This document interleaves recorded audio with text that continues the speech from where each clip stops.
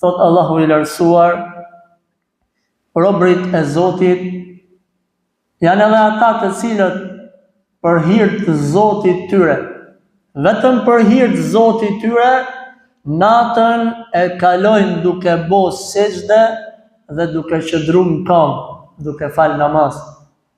Robërit e sinqertë të Zotit janë edhe ata të cilët natën e tyre, një pjesë natës tyre, e kalojnë në sejdë apo duke qëndruar në kam para Zotit gjithësisë, duke fal namaz.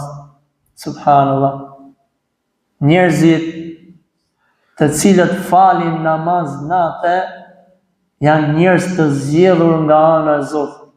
Vallai, lumë për atë që fal namaz natë, atë e ka përzgjedh Zoti i gjithësisë, që në mesin e miliona njerëzve që flen, ky të çohet dhe t'i boj sejdë Zotit të gjithësisë.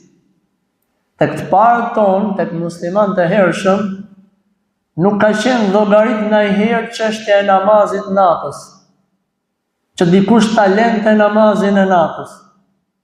Sa që më kujtohet një rast, ishte një robëresh, pra grua robëresh apo shërbëtare tek një familje, dhe e merr atë një familje tjetër, e blen.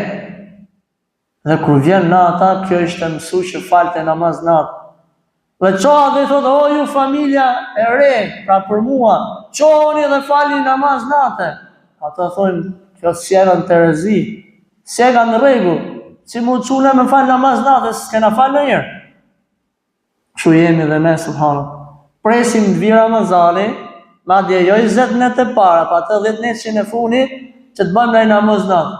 Pastaj dalim dhe t'i tregojmë gjithë katunit, që unë filani, kemi qenë namaz natë.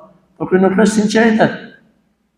Dhe kjo robëresh shkon dhe ankohet tek pronari i hershëm dhe i thot par Zotin ku më ke çu me familje që s'fali namaz natë. Kurse ne sot në vend që të flasim për namazin e natës, duhet flasim për namazin e ditës. Sa prej nesh ka të cilët nuk bëjnë 5 kohë namaz, sa prej nesh ka që nuk bëjnë 5 farzet e obligume, detyrume nga ana e Zotit gjithësisë. Po si mundesh më uqujt musliman i mirë kur ti, jo që s'falesh natën, por ti as nuk falesh ditën.